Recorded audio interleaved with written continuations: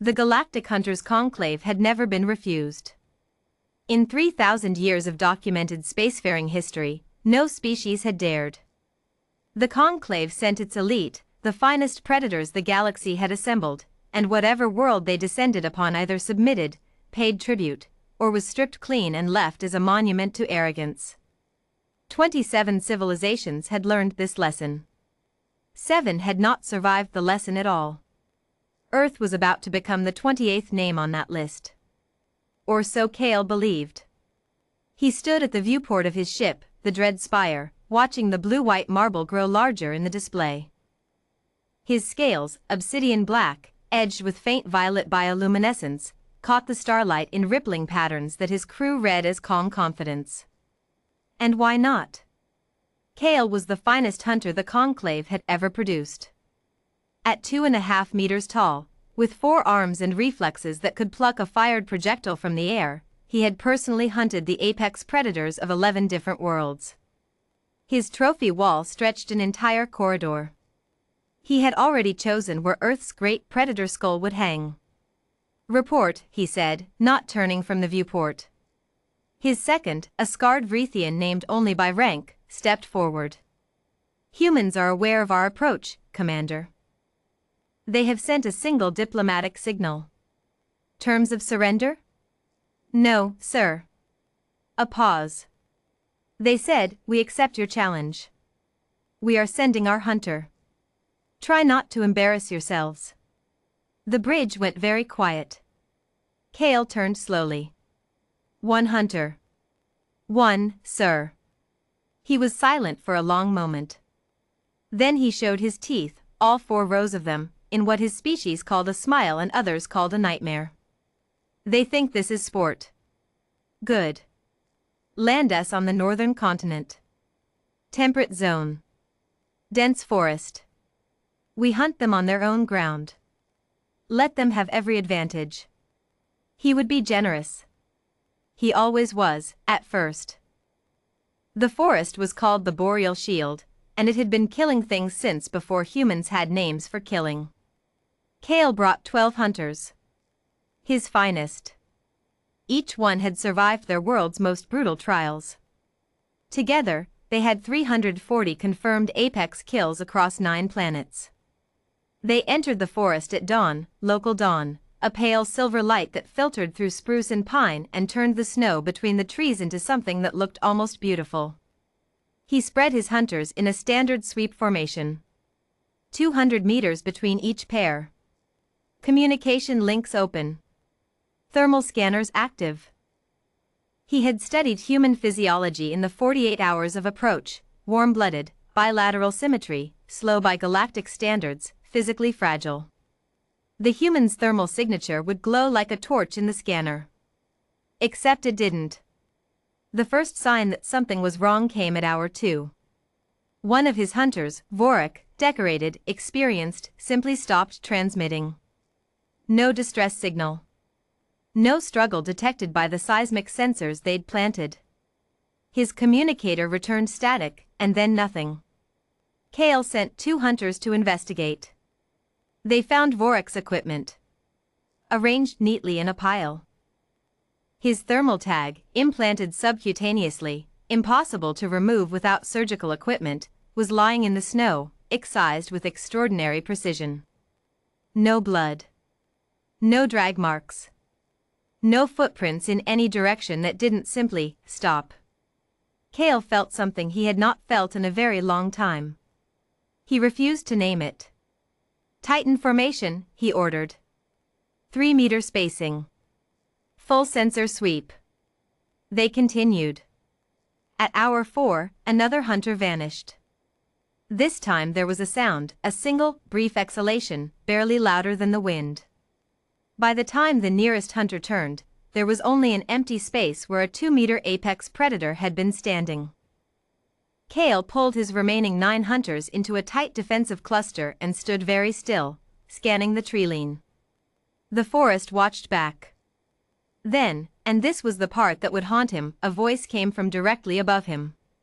"You're holding your formation too tight. Makes you predictable." He spun, all 4 arms raising weapons, thermal scanner screaming, and there, crouched on a branch not 4 meters overhead, was the human. She was smaller than he'd expected.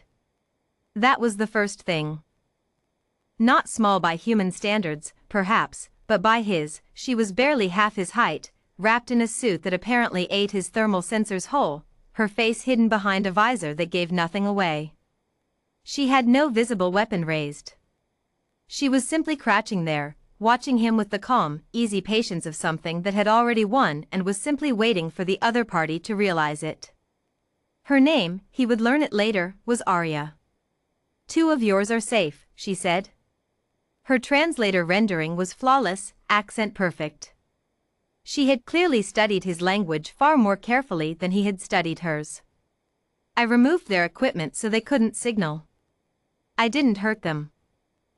I want to be very clear about that, because I want you to understand that I chose not to." Kale's weapons were pointed at her. 9 of his hunters had their weapons on her. She did not move. "You have been hunting for 4 hours," she continued, her voice conversational, almost gentle. "You have not found a single footprint. You have not triggered a single sensor I placed. You walked through 3 separate perimeter alerts I set up in the first 20 minutes, and none of your team noticed. I have been within 10 meters of you for the last 90 minutes. A slight tilt of her head. "I was curious how long it would take you to feel it." "Feel what?" Kale asked, and hated that his voice was level only because of years of discipline. "Fear," she said simply. "Not of me, specifically. Of the realization." She unfolded from her crouch and stood upright on the branch, arms loose at her sides, no weapons visible. "Your conclave has been hunting species that evolved in stable environments. Managed ecologies. Comfortable worlds. You've been measuring apex by size and aggression and physical capability." She paused. "We didn't evolve in a comfortable world, Kale." He hadn't told her his name. "We evolved in a place that was trying to kill us for 200,000 years before we even understood what evolution was. Everything on our planet was faster than us, stronger than us, had better senses, better armor, better weapons built in. We had one thing." She tapped the side of her head. "We learned. We adapted. We made tools out of the bones of things that used to eat us. We made fire. We made traps. We made civilizations out of pure, bloody-minded stubbornness." Her voice stayed calm. "By the time we got to space, we had already outlasted 5 mass extinctions. The last one we caused ourselves." Kale lowered one weapon. Then, slowly, 2 more. Not because he was surrendering. Because he was, for the first time in his life, listening. "Your conclave hunts for sport," Aria said. "We hunted for survival. Those are not the same skill." She looked at him with that hidden face, and somehow he felt the weight of her attention as clearly as a physical thing. "I'm not going to kill you. I'm going to let you leave. I'm going to let you take your people, all 12 of them, they're all safe, I promise, and go back to your conclave and tell them what happened here." "And what happened here?" he asked quietly. "You came to hunt humans." She stepped off the branch, landed soundlessly in the snow below, and stood there in the open with absolutely no defensive posture at all, because she didn't need one. "And a human hunted you instead." The forest was very quiet. Kale stood there for a long moment with 9 hunters behind him and 12 sensors that had never once caught a trace of her, and he thought about his trophy wall, and he thought about the 27 civilizations, and he thought about the skull he had already chosen a place for. Then he holstered his weapons. "You said all 12 are safe," he said. Warm, fed, and mildly embarrassed. "They're about 2 kilometers northeast. I can send you the coordinates." He almost asked how she knew his communicator frequency. He decided he didn't want to know. "Tell me," he said instead, because he was, underneath everything, still a hunter, and hunters respected craft. "How long did you know where we were?" Aria considered the question seriously. I tracked your ship on final approach, she said. I was in position before you landed. A pause. I had 17 contingency plans. I only needed the first one. Cale nodded once, slowly, with the kind of deep and genuine respect that very few things in his long career had ever earned. Then he walked northeast.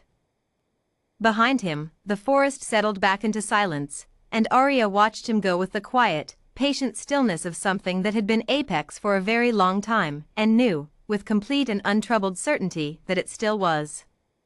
The Galactic Hunters Conclave updated their records 3 days later.